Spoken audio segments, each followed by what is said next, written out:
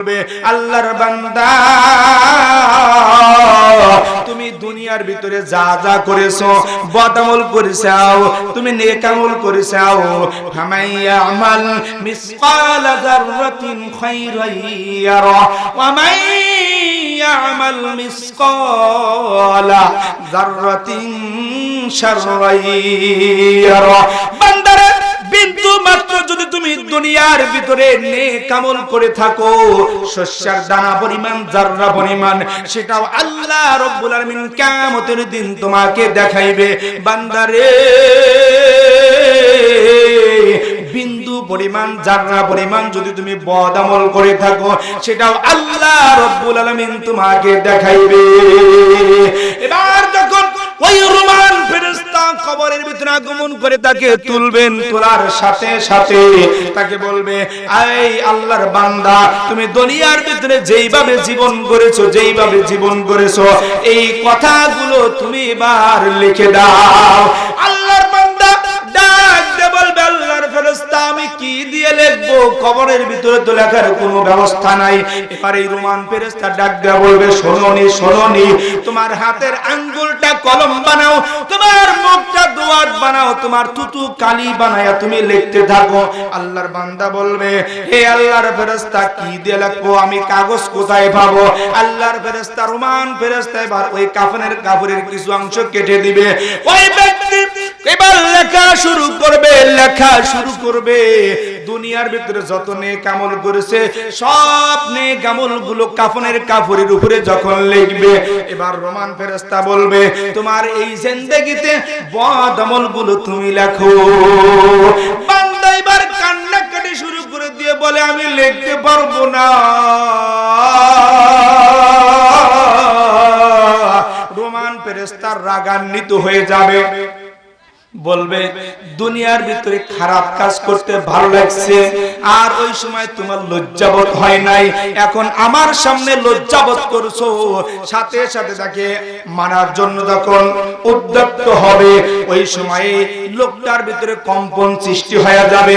তখন এই ব্যক্তি বদিগুলো লেখা শুরু করে দিবে, বদিগুলো লেখা শুরু করে দিবে।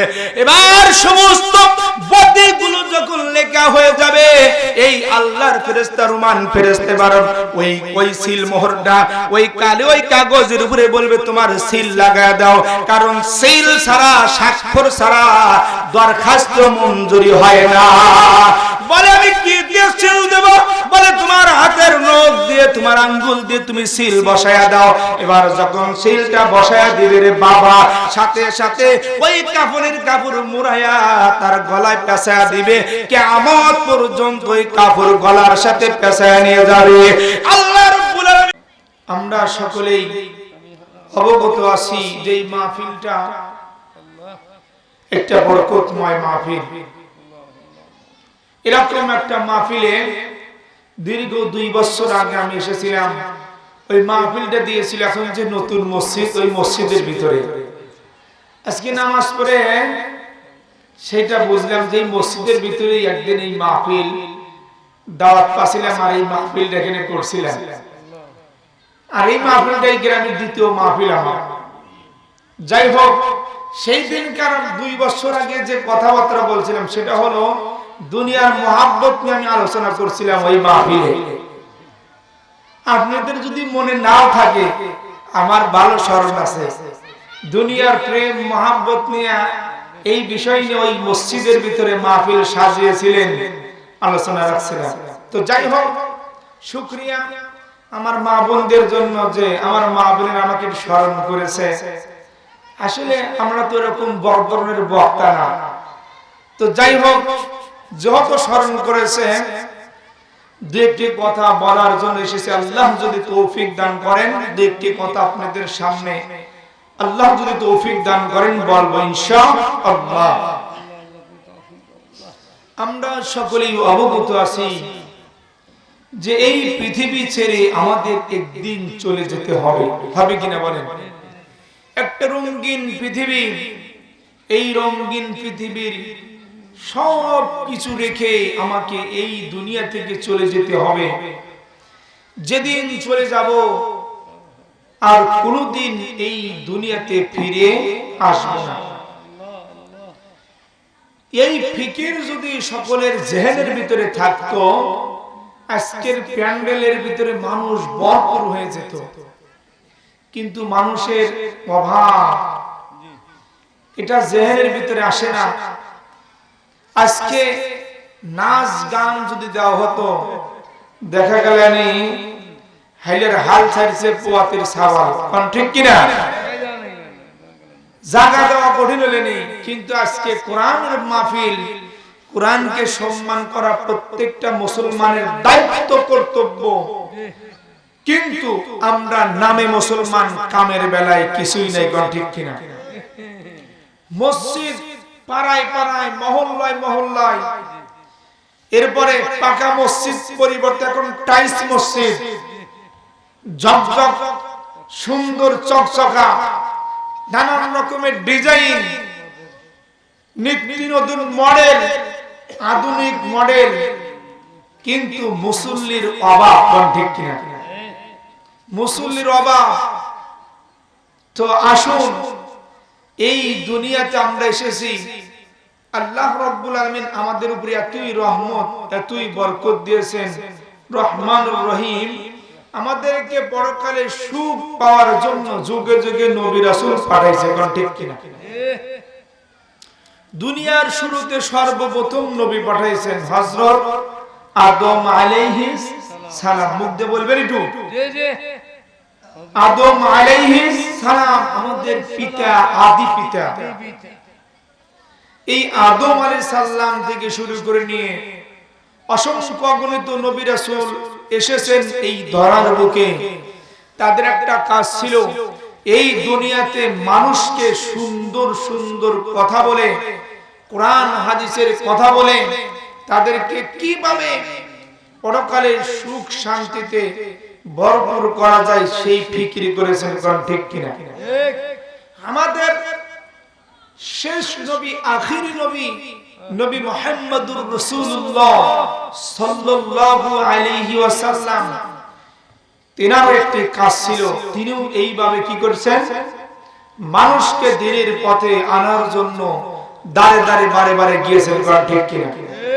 তিনার এই ইসলাম প্রচারের সর্বপ্রথম যিনি, তিনার জবান মুবারক থেকে সর্বপ্রথম ইসলামের পতাকা তলে এসেছেন, কালেমা পড়েছেন, তিনি কে জানেন? তিনি হলেন সর্বপ্রথম নারী, সর্বপ্রথম নারী মা খাদিজাতুল কুবরা রাদিয়াল্লাহু তাআলা আনহা। সকলেই পড়ি সুবহানাল্লাহ। মাদের দাম আছে কিনা?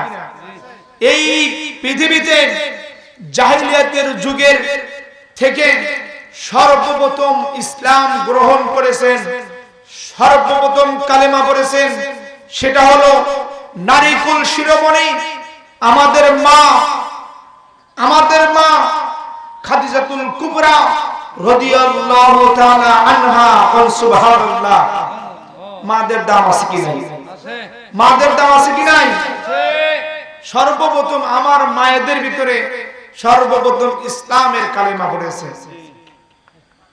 এরপরে পুরুষদের ভিতরে সর্বপ্রথম কালেমা পড়েছেন হযরত আবু বকর সিদ্দিক রাদিয়াল্লাহু তাআলা আনহু। সুবহানাল্লাহ। এইভাবে জাহিলিয়াতের যুগ থেকে নিয়ে বর্বরতার যুগ থেকে নিয়ে আল্লাহর হাবিবের অসংখ্য অগণিত পরিশ্রমে, রক্ত ঝরা মেহনতে এই কোরআন সমস্ত পৃথিবীর আনাসে কানাসে ছড়ে পড়েছে, কোন ঠিক কিনা? না হয় সে খ্রিস্টান হোক, না হয় সে মুসলমান হোক, সকলকে কবর একটা করে চাপ দিবে। কি দিবে বলেন না? কবর একটা করে চাপ দিবে। জাননি কবর যখন চাপ দিবে রে বাবা, যারা এই দুনিয়া থেকে আল্লাহর ওলি হবে, যারা এই দুনিয়া থেকে মুমিন মুত্তাকিন হবেন, যারা আল্লাহর ওলিনে মা বোনেরা হবে, তারা কবরে যাওয়ার সাথে সাথে কবর যখন তাদেরকে চাপ দিবে কেমন হবে জাননি? আল্লাহর হাবিব মাইশা সিদ্দিকীকে বলে, আয়েশা রে, কোন মা, মমতাময়ী মা যখন তার ছেলে অথবা মেয়ের ব্যথিত ব্যথার উপরে এইভাবে হাতটা বুলিয়ে দেয়, হাতটা বুলিয়ে দেয়, আর মমতাময়ী মার এই হাতের পর সে তার ব্যথাটা ধীরে ধীরে কমে যায়, সে আরাম বোধ করে। যখন কোন মুমিন পুরুষ, মুমিনা নারী কবরে যাবে, সাথে সাথে সাথে সাথে তার এই কবরের চাপটা আরো আরামদায়ক হয়ে যাবে। কোন সুবহানাল্লাহ। এই আয়েশা জানোনি যারা ঈমান ছাড়া কবরে যাবে রে কেমন হবে জানোনি? কবর কেমন আচরণ করবে জানোনি? একটা ডিমের উপরে যখন বড় পাথর রাখার পরে পাথর দিয়ে ডিমের উপরে চাপ দিলে যেরকম ডিমটা শেষ হয়ে যায়, গলে যায়, ওই রকম ভাবে দুই পাশ থেকে যখন কবরটা এইভাবে চাপ দিবে, চাপ দেওয়ার সাথে সাথে সাথে সাথে মানুষের হাড়গুলো গলে এইভাবে পাউডার হয়ে যাবে। এ বাবা, ওই দিন আমরা সহ্য করতে পারবো না, সহ্য করতে পারবো না জানোনি? আব্দুল্লাহ ইবনে সালাম রাদিয়াল্লাহু তাআলা আনহু আল্লাহর হাবিবের দরবারে খিদমতে আরজ করলেন, ইয়া রাসূলুল্লাহ, ইয়া হাবিবাল্লাহ, আমার মনের ভিতরে একটা প্রশ্ন, আল্লাহর হাবিব গো, আপনি ভালো করে শুনুন, ভালো করে শুনুন, আল্লাহর হাবিব গো, মুনকার নাকির প্রত্যেক ব্যক্তির কবরের ভিতরে থাকবে সওয়াল জবাব নেওয়ার জন্য, কিন্তু মুনকার নাকিরের আগমনের আগে কি অন্য কোন ফেরেশতা আগমন করবে? আল্লাহর হাবিব আব্দুল্লাহ ইবনে সালামকে ডাক দিয়ে বলে, আব্দুল্লাহ ইবনে সালাম রে, ভালো করে শোনো, ভালো করে শোনো, মুনকার নাকির আগমনের আগে আরেকটি ফেরেশতা আগমন করবে, তার নাম হলো রুমান ফেরেশতা। এই রুমান ফেরেশতা ওই কবরবাসীকে জাগ্রত করবে, ঘুম থেকে জাগ্রত করে বলবে, আল্লাহর বান্দা,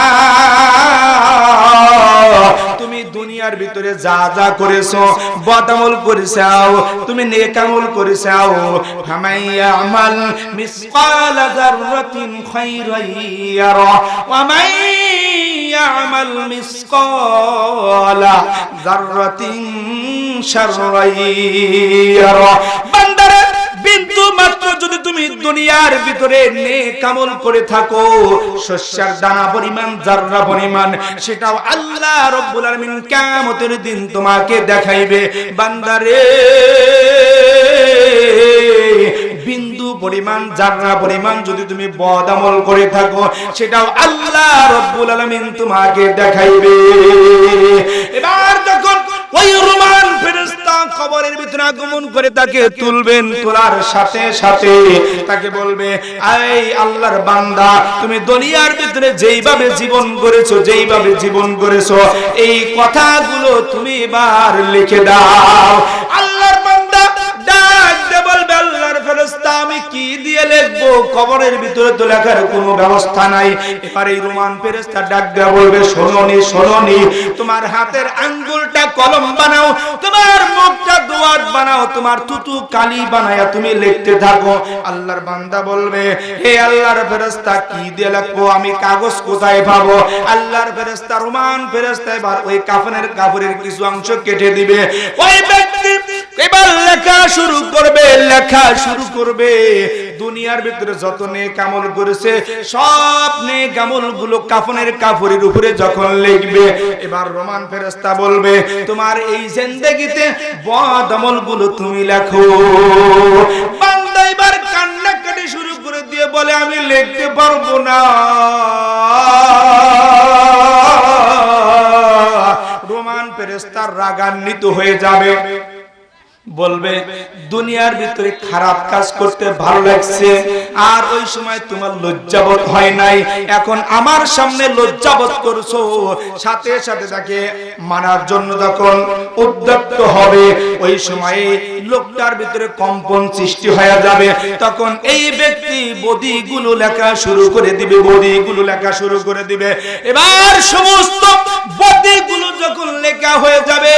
এই আল্লাহর ফেরেশতা রুমান ফেরেশতে বারণ ওই সিল মোহরটা ওই কালে ওই কাগজের উপরে বলবে তোমার সিল লাগায় দাও, কারণ সিল ছাড়া স্বাক্ষর ছাড়া দরখাস্ত মঞ্জুরি হয় না। বলে আমি কি দিয়ে সিল দেব? বলে তোমার হাতের নখ দিয়ে তোমার আঙ্গুল দিয়ে তুমি সিল বসায়া দাও। এবার যখন সিলটা বসায়া দিবে রে বাবা, সাথে সাথে ওই কাফনের কাপড় মুড়ায়া তার গলায় পেঁচায়া দিবে।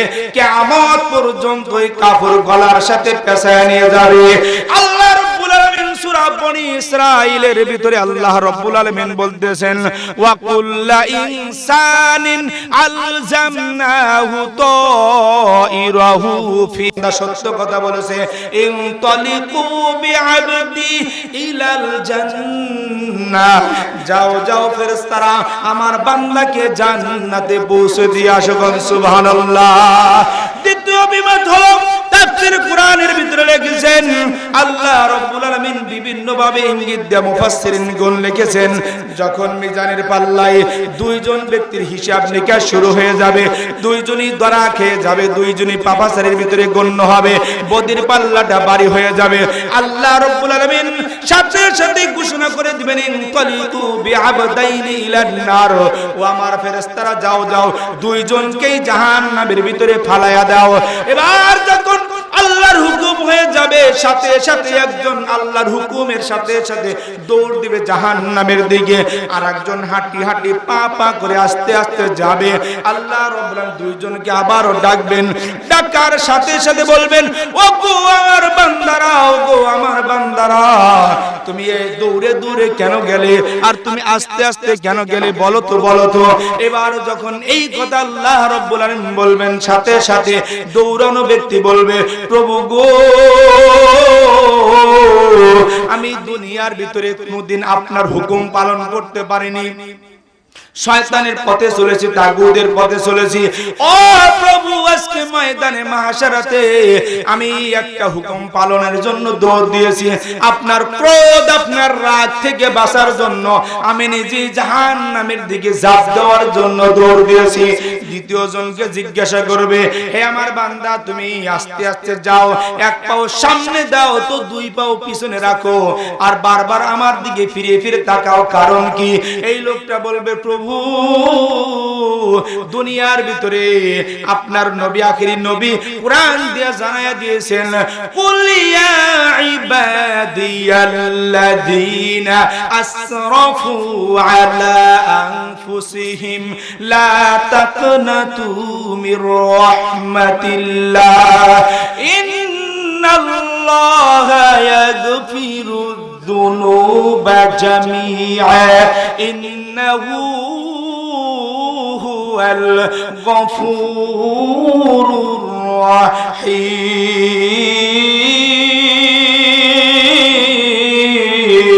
রহিম। ওগো প্রভু আপনার হাবিব ঘোষণা করেছেন কুল ইয়া ইবাদিয়াল্লাযীনা আসরাফু আলা আনফুসিহিম, আপনি না বলেছেন হে আমার বান্দারা যারা নিজের নফসের উপরে অত্যাচার করেছো, পাপ করেছো, এই নফস পরিষ্কার নফসের উপরে জুলুম করেছো, অত্যাচার করেছো, লা তাকনাতু মির রাহমাতিল্লাহ, আমার রহমত থেকে দূরে সরে যেও না বান্দা, ইন্নাল্লাহা ইয়াগফিরুয যুনুবা জামিআ, আমি আল্লাহ রাব্বুল আলামিন ক্ষমাকারী, আমি তোমার तमाम গুনাহগুলো ক্ষমা করে দেব। সুবহানাল্লাহ। এবার যখন এই ব্যক্তিকে এই দুজন ব্যক্তিকে আল্লাহ রাব্বুল আলামিন ক্ষমা করে ঘোষণা করে দিবেন ইনতালিকু বিআবদাইনি ইলাল জান্নাহ, ও আমার ফেরেশতারা যাও যাও আমার দুইজন বান্দাকে জান্নাতে নিয়ে যাও। জোরে বলেন না সুবহানাল্লাহ। আসলে অস্ত সময় নাই যে জন্য এটা ব্যর্থ, কি গান পরিবেশের সাথে সেট খেলো না, সময় খুবই কম, কল দিছে আর আমাদের ভাইজান পাশে বসে আছে, আসলে সময় নেওয়াটাও ঠিক হবে না, আপনাদের কষ্ট দেওয়া ঠিক হবে না।